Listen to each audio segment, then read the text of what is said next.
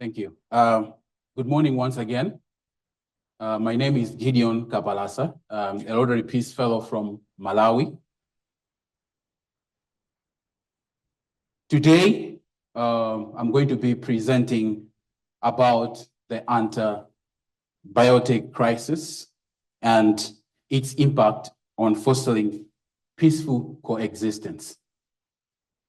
This presentation is an inspiration of my 10 years of experience working as a nurse midwife, but also as a project coordinator for a refugee and asylum seeker healthy program with the Ministry of Health in Malawi. So over the next 12 minutes, I hope I do a good job in presenting to you how my recent training in peace building has helped me see a global health threat as a conduit for peace. Let me begin by my presentation by asking us to reflect together on these two questions. Number one, what happens when life-saving medicine no longer works? How do health crises shape relationships between communities? Do they create divisions or do they foster cooperation? As we reflect on these questions, let me tell you a little story about Amina and Ibrahim. Amina is a young lady from Dzaleka refugee camp. She visits Dzaleka Health Center, a facility that serves both the refugees and the host community. She comes to the clinic cradling her baby Ibrahim. His tiny body burned with fever, and he's breathing very shallow.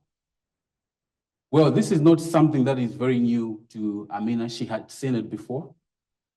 Her neighbor's son had similar symptoms, but the child was able to get better after she got some antibiotics from a nearby market. So apparently when she got to the clinic, she knew what she was looking for. But when the nurse examined her, she found that Ibrahim did not have an infection that required antibiotics. Rather, Ibrahim had a viral infection. So in this case, antibiotics would not work. But Amina was very desperate. She opted to get the medication from a nearby market so that in her understanding, Ibrahim could get better. What she didn't know is that such misuse of antibiotics was fueling a crisis that was not going to affect her child, but her entire community. So my presentation, I just want to talk about the antibiotic crisis as a global threat as it is, but also talk about a shared risk between two distinct communities in Malawi. And then finally, I'm going to talk about a joint action by these two communities to address the crisis. Well, misuse and overuse of antibiotics makes them ineffective. So what essentially happens is that over time, bacteria no longer responds to such medications. As a result, infections become so hard to treat. The end result is that there will be a high risk of disease, severe illness, and sometimes death. We are already seeing the impact of this crisis across the globe. For instance, in 2019, there were about 1.2 million deaths that were linked to ineffective antibiotics. Diseases that we used to cure easily, like tuberculosis, pneumonia, skin, wound, and blood infections, are now getting harder to treat. You might also wish to know that it takes approximately 10 to 15 years to have a new antibiotic in the market ready for use. This impact is already profound in low and middle income countries like Malawi.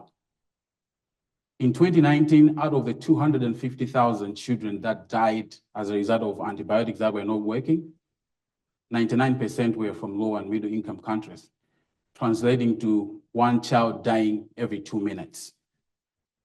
Well, according to research, some of the key factors that are associated to such behavior in these countries include limited awareness, inadequate health facilities, the distance to the health facilities, and also shortage of well-trained healthcare workers.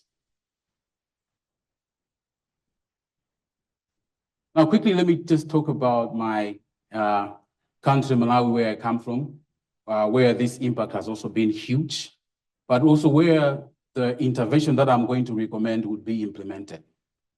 So Malawi is located in Southern Africa, a landlocked country, and it has hosted refugees and asylum seekers for over 3 decades. The country currently has one refugee camp that is hosting over 50,000 refugees and asylum seekers, majority of which are from the Democratic Republic of the Congo. The camp is surrounded by over 100 villages.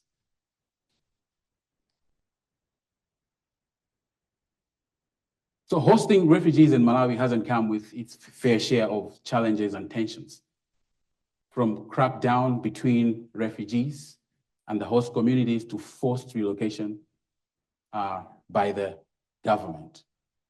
So these tensions have been compounded by another crisis that knows no border.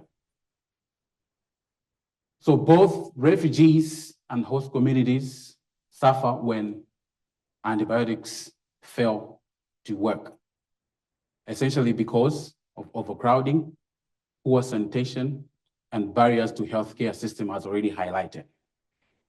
So this shared risk between these two communities offers an opportunity for a shared solution. Health insecurity can sometimes fuel resentment, but a joint action can transform it into cooperation and peace. My recommendation to this shared risk is a community-based intervention.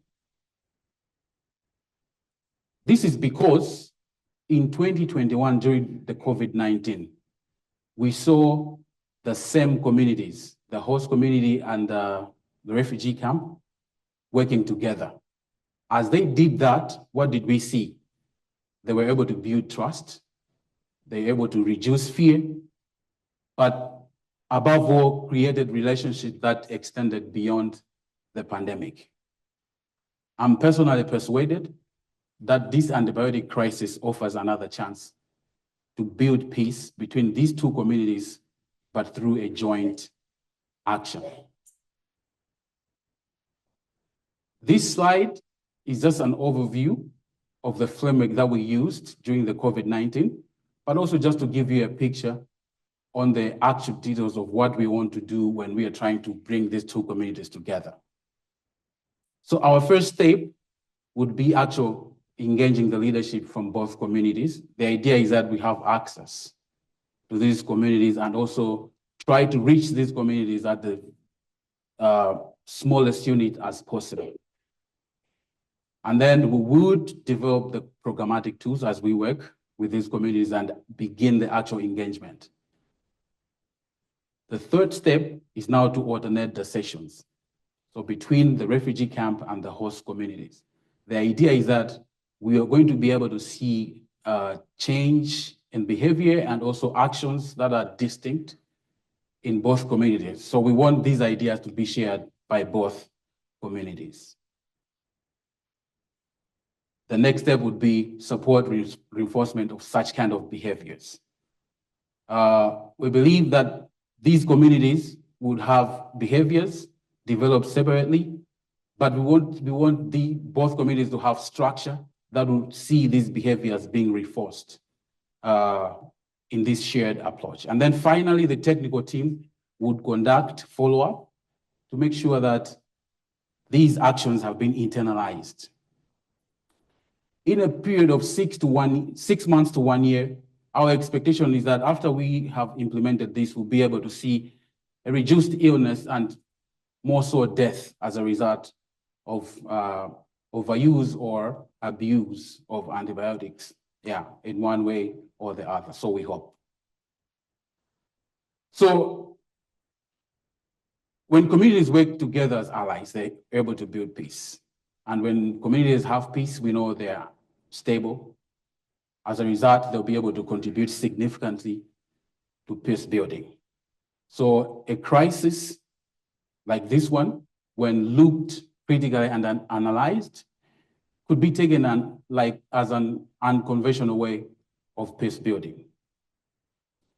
I know for the past 10, 11 minutes, I've been talking about antibiotics, Malawi, it's like a refugee camp. But it is the responsibility of all of us here to save the last working antibiotics in the world. Thank you very much.